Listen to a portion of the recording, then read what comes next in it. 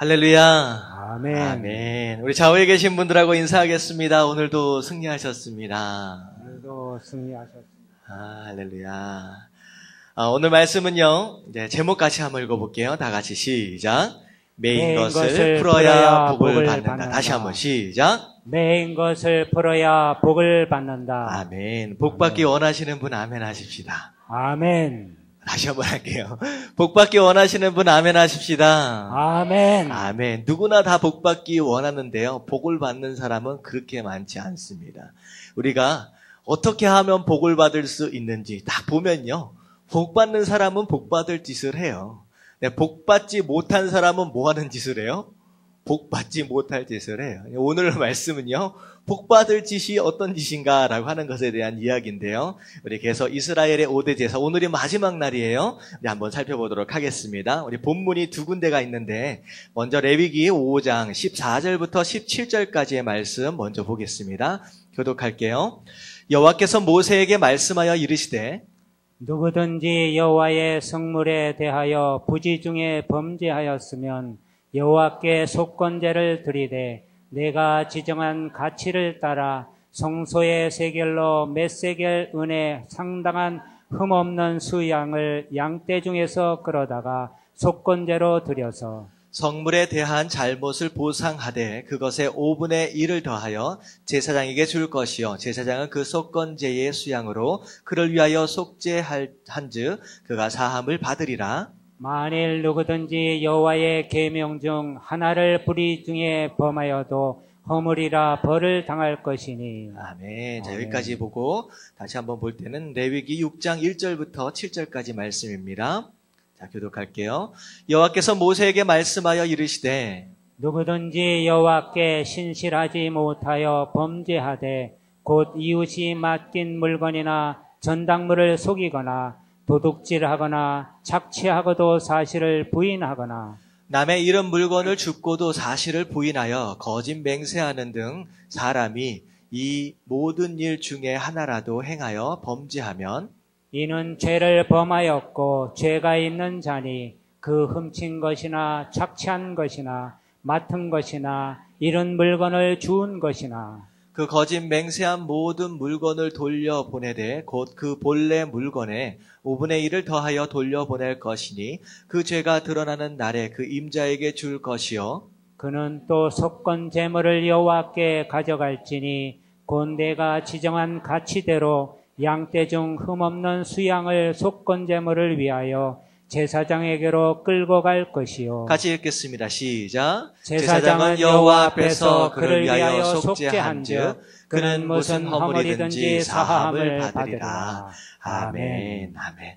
자, 우리가 이스라엘의 5대 제사, 오늘 이제 마지막 날인데요. 자, 시험 보겠습니다. 얼마나 많이 알고 계시는지. 자, 5가지 제사가 있다라고 했는데 첫 번째가 뭐였습니까? 번제. 두 번째 소제. 세 번째 화목제. 세 번째 속죄제. 죄제. 다섯 번째 오늘이 속건제. 속건제입니다. 여기 잘 입을 딱 보니까 모르는 분들이 좀 제법 있어요. 번제, 소제, 화목제, 속죄제, 속건제. 다 이 5가지 제사가 있다라고 했어요. 자, 얼마나 의미를 기억하신지 잘 보겠습니다. 자, 첫 번째 번제는 무슨 뜻? 하나님께 드리는 100%. 이게 중요해요. 100% 하나도 남기지 않고 다 드린다라고 했어요. 그래서 100% 헌신된 삶이다. 자, 소제는 짐승으로 드리는 게 아니라 곡식으로 드린다라고 해서 매일매일 우리가 밥을 먹는 것처럼 매일매일 일상에서 드리는 헌신된 삶이다라고 말씀드렸습니다. 자, 화목제는 무엇을 위한 제사예요? 관계 회복을 위한. 네, 화목하다라고 해서 서로의 관계 회복을 위한 제사다. 그래서 2가지 관계를 생각했습니다. 첫 번째 누구와의 관계를 회복해야 된다? 하나님과의 관계를 회복해야 된다. 두 번째는요. 이웃과의 관계를 회복해야 된다라고 해서 우리가 사이좋게 지내야 된다라고 말씀을 좀 드렸습니다. 자, 지난주 말씀 속죄제. 자, 무엇을 위한 제사입니까? 죄를 용서. 자, 죄 사함을 위한 제사예요. 죄 사함을 위한 제사다라고 했어요. 죄를 용서받기 위한 제사예요. 자, 오늘 나오고 있는 속건제는 무엇을 위한 제사일까요? 무엇을 위한 제사? 이것도 똑같이 죄를 용서받기 위한 제사예요. 자, 속죄제와 속건제 둘 다 죄를 용서받기 위한 제사다, 죄사함을 위한 제사다라고 하는 거예요. 근데 중요한 것은 용서받을 수 있는 죄의 종류가 속죄제와 속건제가 다르다라고 하는 거예요. 자, 첫 번째, 지난번에 우리가 살펴봤던 죄의 속죄제, 속죄제를 사하는 죄는 어떤 죄였었냐? 자, 보면 레위기 5장 1절부터 4절까지 말씀 다시 한번 보겠습니다. 레위기 1장부터 4절, 5장 1절부터 4절까지 말씀 한번 교독할게요. 만일 누구든지 저주하는 소리를 듣고서도 증인이 되어 그가 본 것이나 알고 있는 것을 알리지 아니하면 그는 자기의 죄를 져야 할 것이요 그 허물이 그에게로 돌아갈 것이며, 만일 누구든지 부정한 것들 곧 부정한 들짐승의 사체나 부정한 가축의 사체나 부정한 곤충의 사체를 만졌으면 부지중이라고 할지라도 그 몸이 더러워져서 허물이 있을 것이요. 만일 부재 중에 어떤 사람의 부정에 닿았는데 그 사람의 부정이 어떠한 부정이든지 그것을 깨달았을 때에는 허물이 있을 것이, 만일 누구든지 입술로 맹세하여 악한 일이든지 선한 일이든지 하리라고 함부로 말하면 그 사람이 함부로 말하여 맹세한 것이 무엇이든지 그가 깨닫지 못하다가 그것을 깨닫게 되었을 때에는 그중 하나에 그에게 허물이 있을 것이니. 자, 여기까지. 자, 지금 이번 주가 아니라 지난주에 속죄제로 인하여 용서받을 수 있는 죄에 대해서 먼저 얘기하는 거예요. 네 번째 거. 자, 속죄제로 죄를 용서받을 수 있는 그 죄는 어떤 죄냐? 거룩한 하나님의 백성으로서 합당치 못한 삶을 살았을 경우. 그러니까 다시 말하면 하나님의 백성이다라고 한다면, 성도다라고 한다면 마땅히 살아야 할 삶의 태도가 있다는 거예요. 근데 그 태도에 문제가 생겼을 경우에 그게 죄라는 것인데, 그 죄를 용서받기 위해서는 속죄제를 드려야 된다는 거예요. 무슨 죄요? 속죄제. 자, 속건제가 아닙니다. 속죄제를 드려야 된다라고 하는 거예요. 오늘 말씀을 보니까, 자, 무슨 얘기냐? 잘못된 말을 하는 사람을 들었다는 거예요. 보고 들었다는 거예요. 근데 그 사람이 말하고 행동한 것을 재판장이나 이런 데에서 증인으로 서지 않았을 경우, 뭐 때문에 증인으로 서지 않을까요? 그 사람과의 무슨 관계 때문에, 아니면 무슨 귀찮아서, 아니면 시간이 없어, 뭐 이런 것 때문에 마땅히 이 사람이 죄를 지었고 잘못된 말을 했음에도 불구하고 이 사람의 그런 얘기를 하고 그런 행동을 한 것을 증인으로 나서지 않았을 경우에 이것도 죄라는 거예요.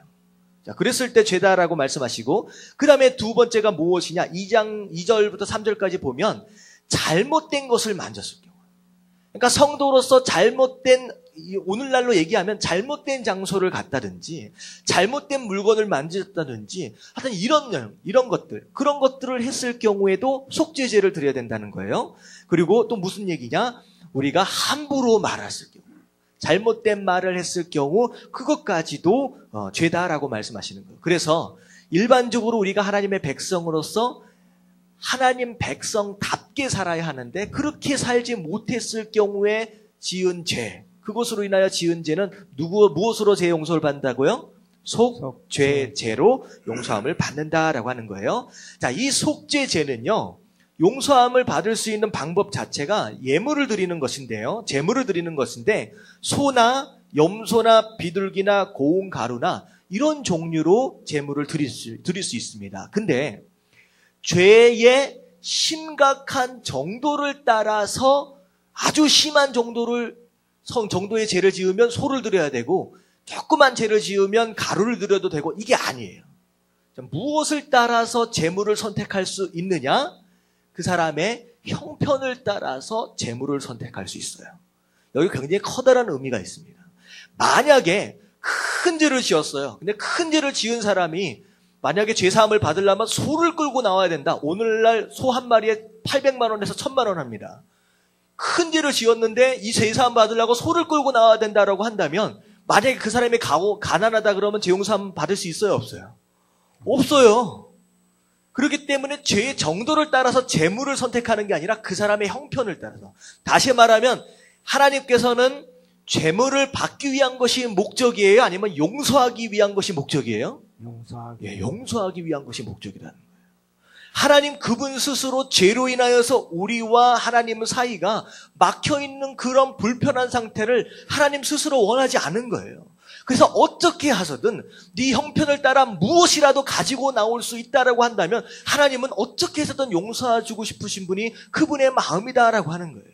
여러분들 이 하나님의 마음을 이해할 수 있게 되길 주님의 이름으로 축원합니다. 아멘. 우리가 죄를 지어가지고 하나님과 불편한 관계 있잖아요. 우리도 하나님 사실 불편하지만 누가 더 불편해요? 사실은 하나님이 더 불편하다는 거예요. 내 사랑하는 자녀가, 내 사랑하는 누가 정말로 그렇게 안아주고 그렇게 교제하고 싶은데 그놈의 죄 때문에 같이 교제할 수 없고 같이 함께할 수 없으니까 하나님 스스로 너무 답답한 거예요. 그래가지고 제발 용서를 빌기 위해서 나오기만 해라. 회개하러 나오기만 해라. 그저 그냥 그 가루덩어리 이만큼만 지고라도 나올 수만 있다라고 한다면 내가 어떻게 해서든 용서해주겠다라고 하는 그 마음. 여러분들 용서해주고 싶은 그 하나님의 마음을 이해할 수 있으면요, 여러분들 회개는요 축복이에요. 여러분 이것이 깨달아지시길 주님의 이름으로 축원합니다. 아멘. 이 땅에 살면서 왜 이렇게 하나님과 불편한 관계 가운데 계속 가냐라고 하는 거예요. 제가 말씀드렸지요. 부모님하고 관계가 불편하면 얼마나 피곤해요? 부모님 살아계시는 동안 계속 피곤해요. 하지만 하나님과 관계가 불편하면 얼마 정도가 피곤해요? 영원히 피곤해요. 여러분은 이런 인생 살지 않게 되길 주님의 이름으로 축원합니다. 하나님은요 재물을 원하는 게 아니에요. 어떻게 해서든 용서해주고 싶은 그 마음. 여러분들 이게 바로 속죄제 안에 들어있습니다. 속죄제는요 하나님 앞에서 죄를 지었어요. 그것으로 인하여 하나님과 우리 사이가 나눠졌어요. 그걸 어떻게 해서든 풀어가고 싶으신 그 마음 가운데 제정하신 제사입니다. 이게 바로 회개하는 마음이라는 거예요. 이게 바로 속죄제입니다. 뭐라고요? 속죄제. 지난주에 배웠던 속죄제예요. 자, 그러면 오늘 배우게 되는 속건제. 속건제는 어떤 죄를 사하기 위한 제사냐? 간단하게 얘기하면 하나님과 이웃에게 피해나 손해를 준 죄예요. 이해가 가세요? 전에 속죄제는 그냥 나 스스로 지은 죄예요. 잘못된 행동, 다른 사람들이 피해 준 게 아니에요. 근데 오늘 배우게 되는 속건제는 다른 사람을, 내가 죄를 지은 것으로 인하여 다른 사람이 어려움을 겪은 거예요. 다른 사람의 재산상의 문제가 생긴 거예요. 하나님 성전 안에 있는 물건에 문제가 생긴 거예요. 자, 그런 죄를 지었을 때, 피해를 준 죄를 지었을 때는 속건제를 드려야 된다라고 하는 거예요. 자, 첫 번째가 하나님과 관련된 죄인데요. 하나님 앞에 피해를 준 거예요. 자, 5장 15절 상반절 말씀만 같이 한번 읽어보겠습니다. 시작. 누구든지 여호와의 성물에 대하여 부지 중에 범죄하였으면 여호와께 속건제를 드리되. 자, 누구든지 부지 중에 뭘 건드렸어요? 하나님의 성물에 손을 댔다라고 하는 거예요. 자, 이게 무슨 얘기냐? 이제 간혹 가다 보면, 제가 이제 사역을 하다 보면요, 한 달이나 두 달에 한 번씩 이제 학생들이랑 청년들이랑 사역하다 보면요, 뭘 사게 되냐면요, 볼펜을 사게 됩니다. 이상하게 교회에다가 볼펜을 사다 놓으면요, 볼펜이 한 두 달 지나가면 이름까지 다 써놨어요. 어디 교회, 누구 청년부, 나 다 써놨는데, 이상하게 두 달만 지나가면 한 100자루 사놓으면요, 나중에 한 50자루밖에 안 남아요. 나중에 모자라요. 자, 그 볼펜들이 다 어디로 갔을까요? 이제 부지 중에 어떻게 하다가 끼워놨는데 집에 갔더니 있는 거예요. 여러분들 혹시나 교회에서 가져간 게 있으시면 가지고 오시길 주님의 이름으로 축원합니다. 이거 성물에 손댄 거라는 거예요. 여러분들 교회의 물건들 이렇게 하다가 망가뜨렸어요. 그랬는데 입 샥 닦고서 안 한 것처럼 오리발 딱 내밀면 이것도 뭐 한 거예요? 이것도 죄라는 거예요. 여러분들 새 것으로 가지고 오시길 주님의 이름으로 축원합니다. 이게 그거예요. 성전에 있는 하나님의 것을 정말로 잘못된 가운데 어떠다가 보니까 집에 와 있는 거예요. 가지고 온 거예요. 아니면 내가 뭘 하다가 망가뜨린 거예요. 잘못되게 된 거예요. 여러분 이것도 하나님께서 죄를 지은 것이다. 왜? 하나님의 것에 손해를 입혔기 때문에, 피해를 줬기 때문에 이것도 죄라라고 말씀을 하시는 거예요. 또한 하나님의 것을 우리가 간혹 가다가 이렇게 슬쩍 하는 경우가 있어요. 자, 어떤 경우가 있습니까? 11조. 하나님이 뭐라고 말씀하셨냐? 10의 1, 그건 내 것이다 라고 말씀하셨어요. 그리고 그것을 취하면 뭐라고 말씀하셨어요? 하나님 것을 도적질하는 것이다. 이것도 여러분들 죄예요. 그러니까 여러분들 생각해야 돼요. 내가 지금 하나님의 것을 혹시나 뭔가를 내가 슬쩍하고 있는 것은 아닌지, 내가 내 것처럼 착각하고 있는 것은 아닌지 여러분들 돌아보시길 바랍니다. 이게 죄라는 거예요. 첫 번째가 하나님과 관련된 죄. 성전 안에 있는 것, 하나님의 것에 내가 손을 댔을 경우, 자, 이런 죄도 하나님께서 용서함을 받아야 할 테다라고 말씀하시는 거예요. 자, 그 다음에가 뭐냐면 이웃과 관련된 죄입니다. 이웃과 관련된 죄. 자, 6장 2절부터 3절까지의 말씀 같이 한 목소리로 한번 읽어볼게요. 시작. 누구든지 여호와께 신실하지 못하여 범죄하되 곧 이웃이 맡긴 물건이나 전당물을 속이거나 도둑질하거나 착취하고도 사실을 부인하거나 남의 이런 물건을 줍고도 사실을 부인하여 거짓 맹세하는 등 사람이 이 모든 일 중에 하나라도 행하여 범죄하면. 자, 이웃과 관련된 죄를 말씀하시는데 참 이상한 게 있어요. 언제나 이웃에게 피해를 줬다, 이웃과 관련된 죄를 얘기할 때 항상 앞에는 뭐라고 얘기하시냐? 누구든지 여호와께 신실하지 못하였다라고 하는 거예요. 다시 말하면 비록 내가 이웃과의 관계 가운데서 죄를 지었다라고 하지만 이웃과 상대하는 가운데 내가 한 행동이나 내가 한 말이 사실 잘못된 것이다라고 한다면 누구에게 신실하지 못한 거예요? 하나님과 신실하지 못한 거예요. 이걸 정확하게 알아야 돼요. 신앙생활을 열심히 한다라고 해가지고 예배 때 정말 전심으로 찬양하고 말씀 아멘 아멘 듣고 막 예배 때 막 나오고 열심히 신앙생활하고 막 기도하면 방언으로 기도하고 울랄라 울랄라 막 하고 했는데 나중에 보니까 이웃과의 관계 가운데 여러 가지 문제들이 있어. 그렇다라고 한다면 그 사람은 신앙생활을 제대로 한 것이에요? 아니에요. 아니라고 말씀하시는 거예요. 이웃과 내가 어떤 관계에 있느냐, 그것 자체가 내가 얼마나 하나님 앞에서 신실하고 있느냐 아니냐라고 해야 되는 그런 기준이 된다라고 하는 거. 여러분, 신앙생활은 양쪽과 같이 가는 거예요. 정말로 내가 하나님 앞에서 신실하다라고 한다면 이웃과의 관계 가운데서도 주의할 필요가 있다라고 하는 거. 여러분들 깨달으시길 주님의 이름으로 축원합니다. 이웃과의 관계, 그게 바로 하나님과 신실함에 대한 기준이라고 말씀하시는 거예요. 근데 어떤 죄냐? 범죄를 하였는데 곧 이웃에게 맡긴 물건이냐? 이웃이 맡긴 물건이에요. 전당물을 맡았는데 나중에 뭐라 그래요? 찾으러 왔더니 네가 언제 맡겼냐라고 발뺌을 하는 거예요. 자, 그것이 뭐라고 얘기하냐? 속이거나 도적질을 하거나 착취하거나 남의 것을 의도적으로 빼앗았을 경우 이게 죄라고 하는 거예요. 자, 그리고 심지어는 3절에 보니까 남의 잃은 물건을 줍고도 사실을 부인하여 거짓 맹세를 한 경우. 자, 오늘날 같은 경우에는요, 물건이 떨어져 있으면 주웠을 경우 그 물건이 누구 건지 어떻게 알 수가 없어요. 사실은 얼마나 많은 사람들이 똑같은 물건을 씁니까? 솔직히 전화기만 해도요, 거의 둘 중에 하나예요. 이게 한국에 와서 보니까 한국은 거의 다 삼성폰 같은 거 쓰던 것 같아요. 그러니까 대량 생산해서 쾅쾅쾅 찍어 나오는 물건들을 오늘날 쓰고 있으니까 물건을 주스면요, 이게 누구 건지 모릅니다. 근데요, 이스라엘 이 당시 약 3,500년에서 4,000년 전 얘기예요. 그 당시는 대량 생산하지 않아요. 다시 말하면 모든 물건이 누구 손으로 만들어요? 사람의 손으로 만듭니다. 그러면 쟁기 하나만 딱 봐도요, 이거 누구 건지 그냥 알아요. 그러니까 같은 마을에 살아봤자 몇 명 안 되잖아요. 한 100명, 200명 사는 마을 가운데 사실 동네 식구들 많아봤자 50가정, 60가정 그렇게 모여서 살아요. 그랬을 때 쟁기 하나만 보고 바가지 하나만 봐도 이거 누구 집 바가지구나 라고 하는 걸 알아요. 그리고 옛날에 우리 시골에서 살다 보면 누구 집에 숟가락 몇 개, 젓가락 몇 개인지도 안다라는 그런 얘기 있잖아요. 그 당시 같은 생각이에요. 그러니까 딱 물건을 보면 이거 누구 거구나라고 하는 걸 아는 거예요. 근데 어떻게 했다는 거예요? 주었는데 찾아주지 않았어요. 그리고 슬쩍 내가 가지고 있는 그것 자체가 뭐라는 거예요? 죄다라고 하나님 말씀하시는 거예요.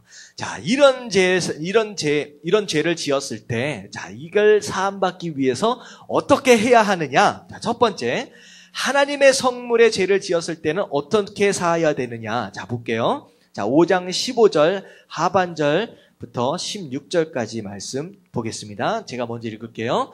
내가 지정한 가치를 따라 성소의 세겔로 몇 세겔 은혜 상당한 흠 없는 숫 양을 양떼 중에서 끌어다가 속건제로 드려서 성물에 대한 잘못을 보상하되 그것의 5분의 1을 더하여 제사장에게 줄 것이요 제사장은 그 속건제의 숫 양으로 그를 위하여 속죄한즉 그가 사함을 받으리라. 자, 여기에서 이제 속죄제와 속건제 차이가 나오는 거예요.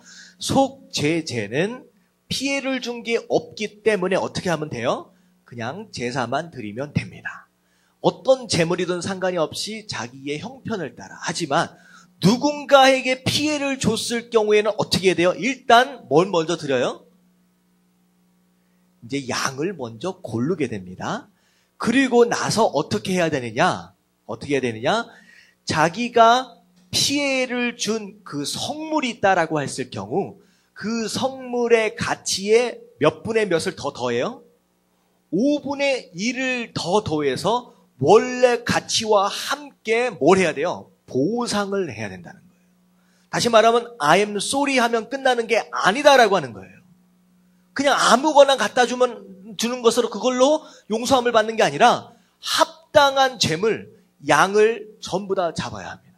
그리고 그거에 합당한 피해를 준 것에 그것만 돌려주는 게 아니라 5분의 1을 더 더해가지고 돌려줘야 된다는 거예요. 그리고 이웃에 대한 죄를 지었을 때는 어떻게 사함을 받느냐? 자, 6장 4절부터 6절까지 말씀 교독할게요.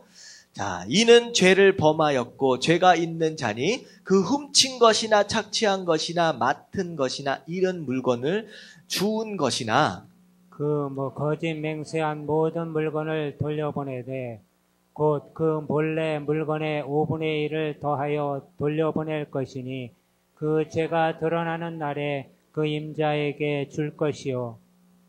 자, 같이 읽을게요. 시작. 그는 또 그 속건 제물을 여호와께 가져갈지니 곧 내가 지정한 가치대로 양떼 중 흠없는 수양을 속건 제물을 위하여 제사장에게로 끌고 갈 것이요. 자, 어떻게 되느냐? 이웃에게 피해를 줄 경우에는 그것도 어떻게 해야 돼요? 뭘 잡아요? 흠없는 양을 잡아야 된다. 아무거나 선택할 수 없어요. 비둘기 가지고 올 수 없어요. 양을 선택해야 된다. 그리고 이웃에게 피해를 준 것에 몇 분의 몇을 더 더해야 돼요? 5분의 1을 더 더해서 피해를 다 보상해야 한다라고 얘기를 하는. 자, 이 생각을 해봤어요. 이 말씀을 듣고. 만약에 이때처럼 우리가 죄를 지을 때마다 양 한 마리씩 가지고 나오고 5분의 1씩 더해서 보상해야 한다라고 한다면 오늘날 우리가 죄를 얼마나 어떻게 짓고 살까라는 생각을 든 거예요. 생각해보세요. 일주일 동안 누구에게 피해 준 일이 생각이 난다라고 하면 내가 누구에게 이런 말을 했는데 누구에게 이런 피해를 줬는데 계산해가지고 죄 지은 것마다 양 한 마리가 한 30만 원에서 50만 원 하거든요. 그러면 헌금으로 한 30만 원에서 50만 원씩 매주 죄 지은 숫자대로 가지고 나온다라고 한다면 우리가 도대체 한 달에 얼마를 벌어야 할까요? 네, 파산입니다. 파산. 다시 말하면 죄 짓고 못 사는 거예요. 거지돼요.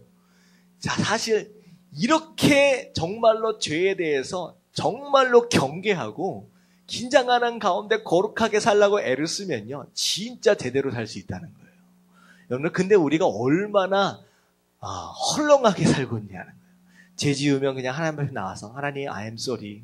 마치 그거면 끝나는 것처럼 생각하고 있는데 그게 아니라는 거예요. 하나님은 누군가에게 피해를 준 죄만큼은 그냥 그렇게 넘어갈 수 없다라고 말씀하시는 거예요. 그게 이유가 있어요. 자, 사실은 오늘 말씀은요. 진정한 회개가 무엇이냐, 진정 용서받는 것이 무엇이냐라고 하는 것에 대해서 정확하게 얘기하고 있습니다. 우리가 죄 용서받을 수 있는 방법은 죄를 자백하면 돼요. 분명히 요한일서 1장 9절 한번 읽어볼게요. 다 같이 시작. 잠깐, 이게 아닌데 요한일서 1장 9절. 만일 시작. 만일 우리가 죄를 자백하면 저는 미쁘시고 의로우사 우리 죄를 사하시며 모든 불의에서 깨끗게 하실 것이요. 하나님은 미쁘다, 하나님은 신실하시다라고 하는 거예요. 그래서 우리가 어떤 죄를 지었든 고백하면, 자백하면 분명히 깨끗해 주시겠다라고 말씀을 하셨는데, 하지만 누군가에게 피해를 줬을 경우에는 또 다른 문제라는 거예요. 이건 굉장히 중요한 거예요. 좀 더 복잡해진다라고 하는 거예요. 그래서 예수님이 뭐라고 말씀하셨느냐? 자, 5장, 마태복음 5장 23절부터 24절에 뭐라고 말씀하시느냐? 그러므로 예물을 제단에 드리려다가 거기서 내 형제에게 원망 들을 만한 일이 있는 것이 생각나거든. 다시 말하면 교회 나왔어요. 예배를 드리려고 하는데 생각해 보니까 내가 누군가에게 피해를 준 일이 있다는 거예요. 갑자기 생각난다는 거예요. 내가 말로 누군가에게 상처를 준 일이 생각이 나는 거예요. 아니면 재물상의 문제에 손해를 끼친 일들이 갑자기 생각이 나는 거예요. 자, 그럴 때 어떻게 하라고 말씀하셨느냐? 24절 다 같이 시작. 예물을 제단 앞에 두고 먼저 가서 형제와 화목하고 그 후에 와서 예물을 드리라. 뭐라고 말씀하셨느냐? 예배가 중요합니까? 중요하지 않습니까? 예배가 너무나도 중요해요. 예배만큼 중요하지 않는 것이 없어요. 정말로 중요해요. 여러분들 주일 예배 우리가 드려줄 수 있는 모든 예배는 목숨처럼 지키십시오. 하지만 그 예배를 통하여 우리가 받을 수 있는 은혜가 무엇인가 걸려있는 게 있으면 그게 받아지질 않는다는 거예요. 다시 말하면 무엇인가 걸려있는 거, 이웃 간에 매여있는 무엇인가가 있으면 예배를 통하여 얻어야 할 은혜와 축복들이 제대로 받을 수 있다는 거예요? 못 받는다는 거예요? 못 받는 거예요. 그래서 그 예배가 무의미해질 수 있다는 거예요. 그래서 재물을 먼저 드리라는 게 아니라 그걸 재물을 두고 예배를 잠깐 멈춰두고 먼저 이웃에게 가라는 거예요. 그래서 그 이웃과 매여있는 그 부분들, 원망 들을 만한 일들, 피해를 주는 일들을 먼저 해결을 해야 그때 하나님 앞에 드려지는 예배가 예배되어질 수 있다라고 말씀하시는 거예요. 그리고 심지어는 무슨 얘기까지 말씀하시냐? 5장 25절 26절 말씀 보면요. 제가 교독으로 읽을게요. 너를 고발하는 자와 함께 길이 있을 때에 급히 사화하라. 그 고발하는 자가 너를 재판관에 내어주고 재판관이 옥리에게 내어주어 옥에 가둘까 염려하라. 진실로 내게 이르노니 네가 한 푼이라도 남김없이 다 갚기 전에는 결코 거기서 나오지 못하리라. 아멘. 자, 이 설교를 할 때에 제가 청년들하고 이렇게 같이 이 말씀을 나눌 때 조금 좀 긴장하는 그런 상황이 있었어요. 왜냐하면 이제 청년들끼리 보면요. 이게 돈을 빌려주고 꾸고 하는 일들이 간혹가다 좀 있더라고요. 근데 이상하게 한 형제가 돈을 이렇게 잘 꿔요. 근데 이상하게 잘 안 갚아. 그래가지고 교회 안에 있는 형제고 자매니까 달라고 하기도 좀 애매하고 언제나 줄라나 그런 사람들이 몇 명이 있는 거예요. 그리고 그 형제가 좀 가운데 있는 거예요. 이게 그 얘기예요. 돈 빌리고 꾼 것이 있으면 어떻게 하라는 거예요? 여러분 빨리 갚아라는 거예요. 여러분 가능하면 꾸지 않으시길 주님의 이름으로 축원합니다. 여러분들 꾸는 것보다 차라리 빌려주는 게 낫잖아요. 오히려 빌려줄 일이 있으면요. 축복하는 마음으로. 넉넉하지 못하니까 꾸게 되잖아요. 아예 그냥 주십시오. 줄 수 없는 돈이라고 한다면 꾸어주지 마십시오. 교회에 그런 일로 인해서 얼마나 이런 일들이 얼마나 많은지 아세요? 꿨는데 갚지를 않으니까 서로 불편해가지고 이 사람은 그래서 안 나오고 이 사람은 시험 들어서 안 나오고 둘 다 떠나는 거예요. 여러분 이 얘기가 그 얘기예요. 여러분 누구에겐가 재물에 어떤 그런 빚을 졌다, 무슨 뭘 했다라고 했을 때 빨리 해결하라는 거예요. 피해를 줬다라고 했을 때 어떻게 해야 돼? 사과하라. 빨리 사과하라라고 하는 얘기입니다. 그러니까 다시 말하면 서로 불편하고 서로 피해주고 이런 일들이 있을 때 빨리 그 문제를 해결해야 한다라고 하는 거예요. 그렇지 않으면 커다란 문제가 생겨날 수 있다라고 예수님께서는 얘기하고 있습니다. 그래서 오늘 말씀, 누구에겐가 피해주는 그런 죄를 지었다라고 했을 때 마치 삭개오가 예수님 만나고 나서 정말 회개할 때 뭐라고 회개했어요? 내 소유의 절반을 다 주겠다. 그리고 내가 잘못되게 토색한 것이 있으면 전부 다 어떻게 해요? 몇 배로? 4배씩 해서 다 갚겠다라고 하는 이 모습처럼 우리가 누군가에게 피해를 줬다라고 했을 때, 누군가에게 상처 줬다라고 했을 때 빨리 가서 용서를 청하시고 빨리 가서 해결해야 된다라고 하는 거, 그 얘기를 지금 하고 계시는 거예요. 한 번은 이런 영화를 본 적이 있어요. 여러분들 밀양이라고 하는 영화를 본 적 있으십니까? 밀양이라고 하는 영화가 있는데 거기 이제 전도연이 나오고 남자 배우는 기억이 안 나요. 근데 밀양이라는 영화가 있는데 이게 무슨 얘기냐면 하여튼 어떤 일이 생겨가지고 어떤 남자가 이제 죄인이에요. 어떤 남자가 이 여자의 아들인지 딸인지를 잘못해서 죽게 했어요. 유괴범인데 잘못해서 이 아들인가 딸인가를 죽게 만들었습니다. 그리고 나서 결국은 잡혔어요. 그래서 감옥 안에 들어갔는데 목사님을 통하여 누굴 만나요? 하나님을 만난 거예요. 하나님을 만나서 은혜를 받은 거예요. 아, 내가 죄인이구나 라고 하는 걸 깨닫고 하나님하고 막 해가지고 막 기도하고 하면서 용서함을 받았어요. 근데 어느 날 이제 그것과 동시에 이 전도연이라고 하는 이 여자 배우도 또 신앙생활을 또 열심히 하게 된 거예요.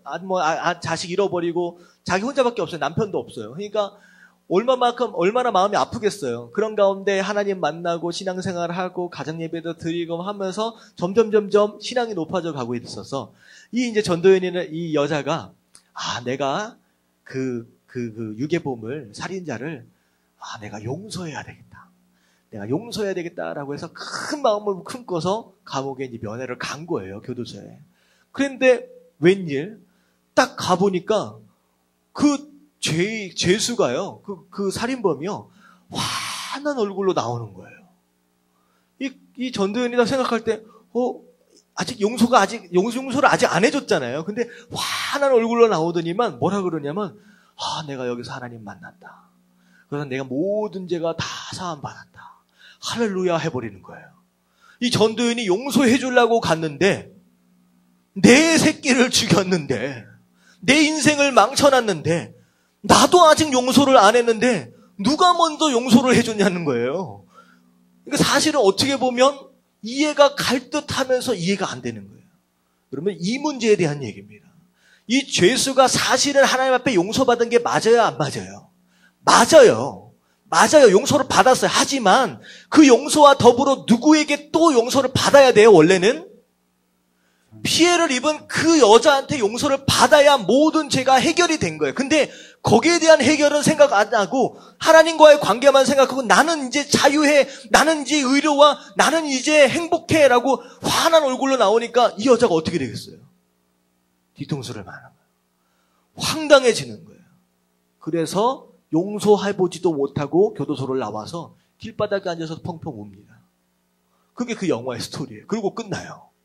저는 그 영화를 보고 우리 성도들이, 우리 신앙인들이 신앙생활을 한다라고 하면서 죄에 대한 문제에 대해서 얼마나 이렇게 생각하고 있는지 우리가 좀 생각해야 된다.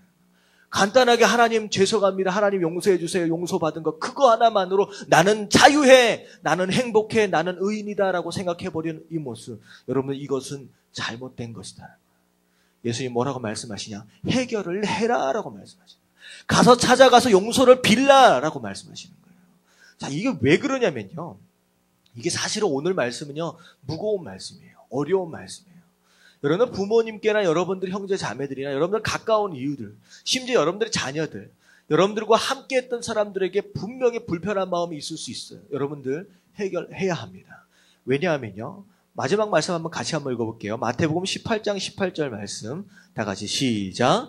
진실로 너희에게 이르노니 무엇이든지 너희가 땅에서 매면 하늘에서도 매일 것이요 무엇이든지 땅에서 풀면 하늘에서도 풀리리라. 이게 그 말씀이에요.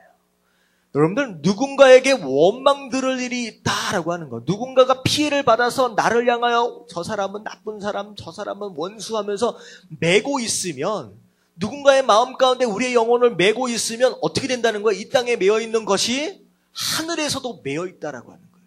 여러분 이렇게 매어 있으면 복 받아요? 못 받아요? 못 받습니다. 이게 복받지 못하는 이유예요. 누군가에게 의해서 매여 있는 것이 있으면 절대로 복 못 받습니다. 그래서 여러분들이 정말로 자유한 삶을 살기 원한다면, 여러분들 정말로 축복받는 삶을 원한다면, 여러분들 빨리 가서 누구에겐가 매여 있는 것을 풀어야 된다라고 하는 거예요. 여러분, 이게 풀려야 복을 받아요. 여러분들 예수님 말씀하셨잖아요. 아니라는 거예요. 예배 열심히 드려도 아무리 재물 가지고 나온다라고 할지라도 네 인생 가운데 네가 너를 원망하고 너를 향하여 마음 아파하고 있는 누군가가 너를 메고 있으면 안 된다. 이 제사, 이 재물 내가 못 받는다 말씀하시는 거예요. 빨리 가서 재물을 놓고라도 가서 그걸 해결해라. 그래야 네가 올려드리는 이 재물을 내가 그때야 받을 것이다 말씀하시는 거예요. 여러분들 생각해 보세요. 내 말이나 내 행동 때문에 혹시나 누가 마음 아파하고 있는지. 여러분들의 가족 가운데 생각해 보세요. 여러분들의 말 때문에, 여러분들의 행동 때문에, 여러분들의 누군가의 자녀가, 여러분들의 자녀가 그것 때문에 상처 입은 것은 아닌지. 여러분들이 해결해야 돼요. 이게 해결이 안 되면 여러분은 복을 받을 수가 없다는 거예요. 메고 있는 그 사람도 복 못 받고요. 메어 있는 나도 복을 못 받는다는 거예요. 제가 그래서 이 설교를 전에 할 때는 어떻게 했느냐. LA에서 이제 설교를 하다 보니까 많은 청년들, 부모님들이 어디 있어요? 한국에 있어요. 그래서 이 예배가 끝나면 뭐 하라고 얘기했느냐? 집에 가서 빨리 한국에 전화하라고 했어요. 전화해서 부모님에게 마음 아프게 했던 거 빨리 용서하면 받아라. 빨리 용서함을 받아라. 여러분들 풀어버리시길 주님의 이름으로 축원합니다. 여러분들 돌아가신 부모님에게 매여 있는 것이 있으면요. 여러분들 기도함으로 푸세요. 하나님, 내가 그 아버지와 그 어머니에게 내가 실제로 살아계실 때 풀지는 못했지만 하나님 돌아가신 가운데 지금 어디 계세요? 하늘에 계시잖아요. 그러니까 영적으로 푸세요. 여러분들 영적으로 이게 풀리지 않으면요. 계속 복받지 못하고 매여있는 인생을 살 수밖에 없다는 거예요. 여러분 자녀들도 마찬가지입니다. 부모가 자식 사랑하는 마음으로 여러 가지 일들을 해주지만요. 자녀들 부모님께 말이나 행동으로 상처 많이 입으며 살아요. 여러분들 참 이런 것들이 가정 안에 많습니다. 여러분 이거 풀어야 돼요. 그래야지 가정이 정말로 가정답게 되죠. 풀어야 됩니다. 직장 안에서도 마찬가지고 이 교회 안에서 교우들과의 관계도 마찬가지입니다. 여러분들 꼴보기 싫은 누구 집사 안 계시죠? 우리는 지금 몇 명 되지도 않은데 벌써부터 그런 일이 생기면 안 돼요. 조금만 커지면 그런 일 얼마나 많은지 아세요? 내가 김 집사 보기 싫어서 교회 안 간다는 거예요. 김 집사가 2부 예배 가니까 난 3부 예배 간다는 거예요. 여러분들 이러면요. 그 예배는 예배가 아니다는 거예요. 아니다는 거예요. 하나님 안 받으신다는 거예요. 많습니다. 여러분 다 해결해야 돼요. 여러분 복 받기 원하십니까? 매인 걸 풀어버리십시오. 그게 복 받는 길이다라고 하는 거예요. 지난주에는 무슨 얘기를 했었냐? 용서하지 못한 관계가 있다라고 한다면 내가 용서를 해라라고 말씀드렸어요. 그것은 내가 메고 있는 것이 있으면 그 메인 걸 풀어라고 말씀하셨어요. 근데 오늘 속건제는 반대입니다. 내가 용서 받을 일이 있다라고 한다면 빨리 가서 메어 있는 걸 풀어라라고 하는 거예요. 여러분들 메인 것도 메고 있는 것도 없는 삶, 정말로 하나님께서 주시는 축복을 바로 직통으로 받을 수 있는 바로 그런 삶 될 수 있게 되기를 주님의 이름으로 축원합니다. 아멘. 우리 함께 기도하실 때 하나님, 내가 실수로 내가 잘못된 것으로 인하여서 누군가의 마음을 아프게 한 일이 있습니까? 하나님 용서를 구하게 하시고 하나님 다 해결하게 하셔서 하나님 그나 이나 정말로 하나님 앞에서 복받는 인생 살 수 있도록 해달라고 우리 다 같이 주님 한번 부르짖고 통성으로 기도하겠습니다. 시작. 주님 할렐루야.